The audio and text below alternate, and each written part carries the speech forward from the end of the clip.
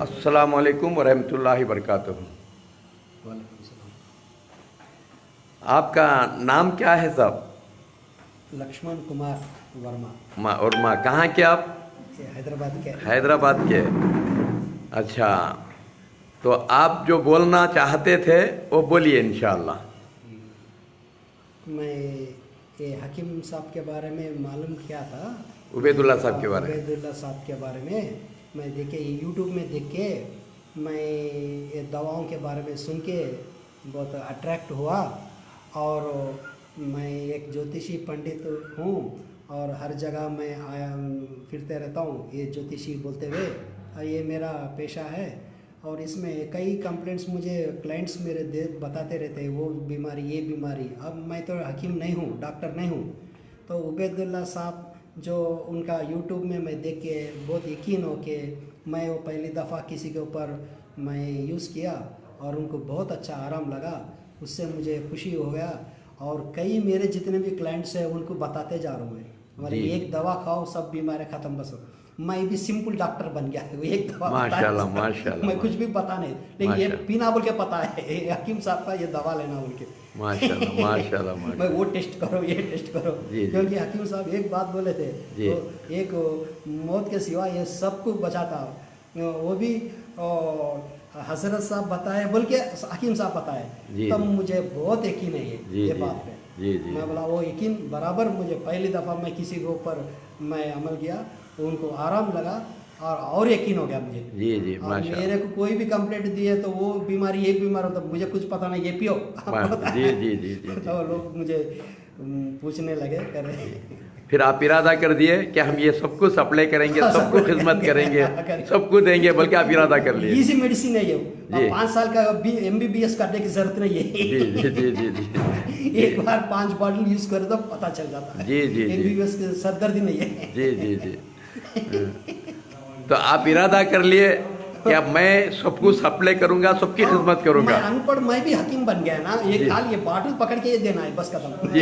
ये बॉटल पहचान लिया, ये सब बीमारी खत्म कर देती। ये बॉटल में वो चमत्कार है। जी। अब देखिए साहब, ये देखिए साहब, हम भी कोई डॉक्टर MBBS डॉक्टर नहीं हैं। हाँ, हम भी जो हैं MBBS डॉक्टर नहीं हैं, हम भी एक कपड़ों के ताजिर थे 18 साल पहले। हमारी माँ, हमारा नाना ये जड़ बूटियों का इल्म रखते थे। हमारे नाना और हमारी माँ इस जड़ बूटियों का इल्म रखते थे। ये हमारे ख़ानदान से शुरू से चलते आ रहा था। यहाँ तक कि मोहम्मद पैगंबर सल्लल्लाहु अलैहि वसल्लम के ख़ानदान से मिलता है हमारा ख़ानदान। तो हमारे सबसे बड़े बुजुर्ग जो हैं, हमारे सबसे बड़े पीर, हमारे सबसे बड़े रहबर मोहम्मद पैगंबर सल्लल्लाहु अलैहि वसल्लम हैं। उन्होंने कहा कुलौंजी को अपनी आदत में रखो। उसे ब्लैक सीड बोलते हैं, अरबी में इंग्लिश में ब्लैक सीड बोलते हैं, और अरबी में हब्बतु सौदा बोलते हैं, और उर्दू में कलौंजी बोलते हैं, कन्नड़ा में करजीरगे बोलते हैं। तो 1400 साल पहले हमारे पीर, हमारे मुर्शद, हमारे गुरु मोहम्मद सल्लल्लाहु अलैहि वसल्लम बता रहे थे, इस कलौंजी को तुम अपनी आदत में रख लो, सिवाय मौत के हर बीमारी दफा होती है। मौत एक पकड़ सकती है, ये पीने वाले को, ये कलौंजी खाने वाले को मौत के अलावा कोई बीमारी नहीं पकड़ती, ये बता रहे थे। तो क्या हुआ, मुझे 18 साल पहले मेरे किडनियाँ खराब हो चुके थे, मेरा लिवर खराब हो चुका था, मुझे शुगर आ गया था, हार्ट आ गया था। तो फिर मैंने डॉक्टर सुधीर मैंगलोर में, बहुत बड़े स्पेशलिस्ट है वो किडनियाँ के, उनके हॉस्पिटल में मैं 3-4 दिन एडमिट रहा। तो फिर उन्होंने कहा 50,000 रुपए लाए तो चंद दिन आप जी सकेंगे, वरना आप मर जाएंगे, 8 दिन में आप मरेंगे।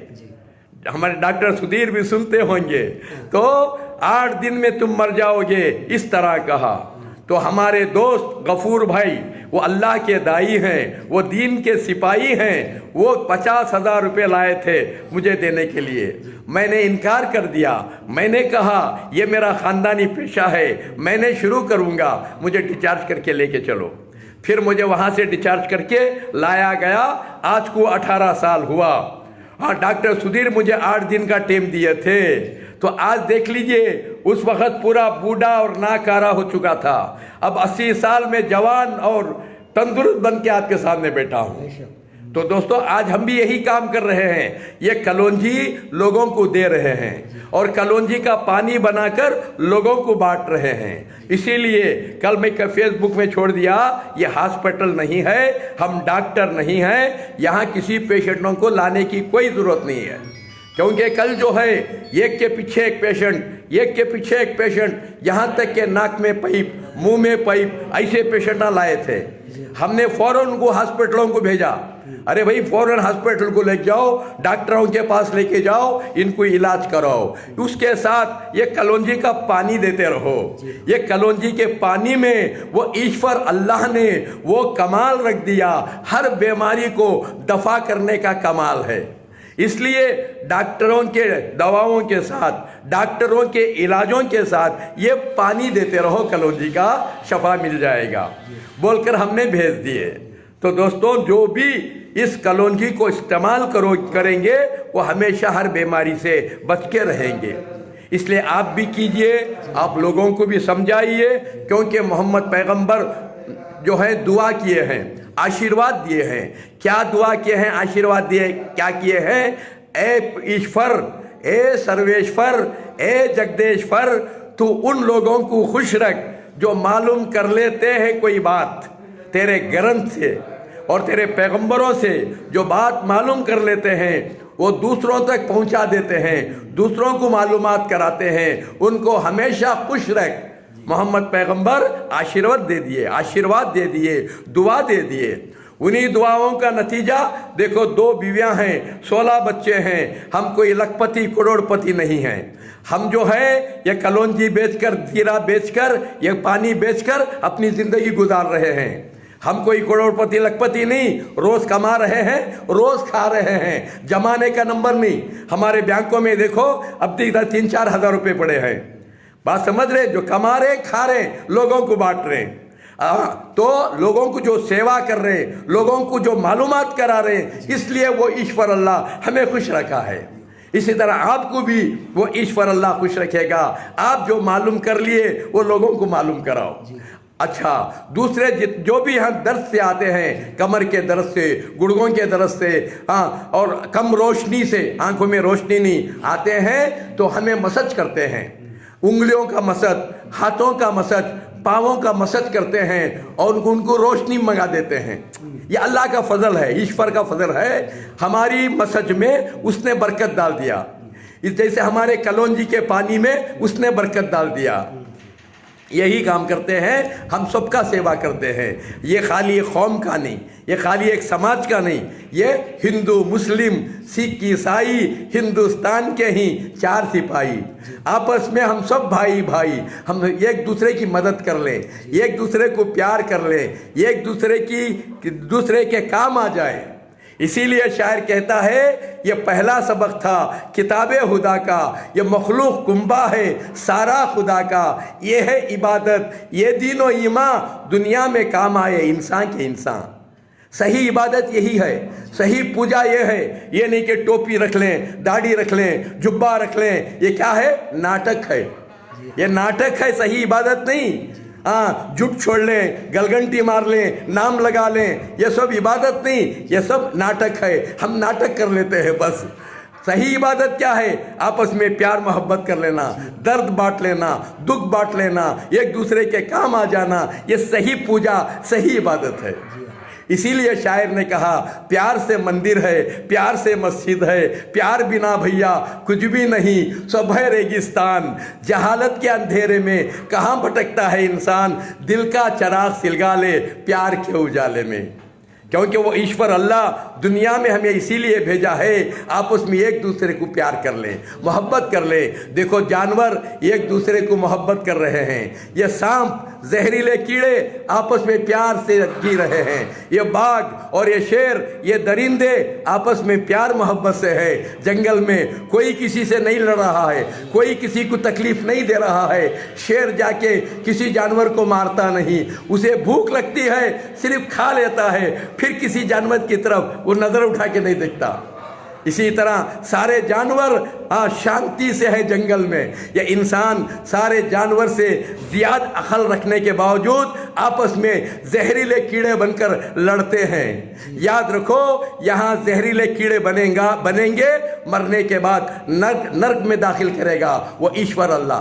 वहाँ ये नहीं देखेगा तू अब्दुल्ला है, रमेश है, तू रहीम है, क्या राम है, ये नहीं देखेगा। वहाँ नाम नहीं देखेगा, वहाँ उसका गुण देखेगा, उसके कैरेक्टर देखेगा, उसका इरादा देखेगा। याद रखो, जो भी एक दूसरे को भलाई करेगा उसको स्वर्ग में दाखिल करेगा। उस किस नाम का भी क्यों ना हो, किस मजहब का भी क्यों ना हो, किस समाज का भी क्यों ना हो, अगर भलाई कर रहा है भलाई की जगह दाखिल करेगा स्वर्ग।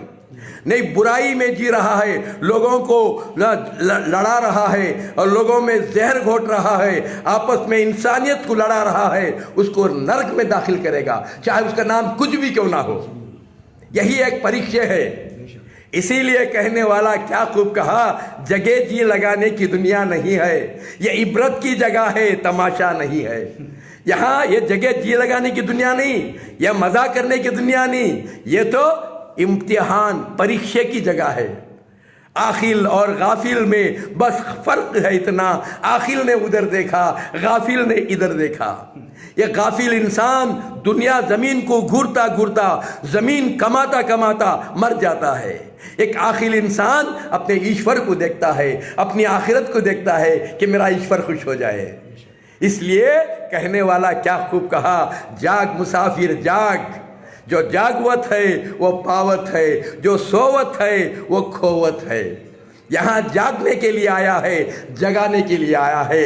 इस दुनिया का तू वॉचमैन है, तेरा काम जागना और जगाना। इस दुनिया के वॉचमैन शंकर थे, जागते थे जगाते थे।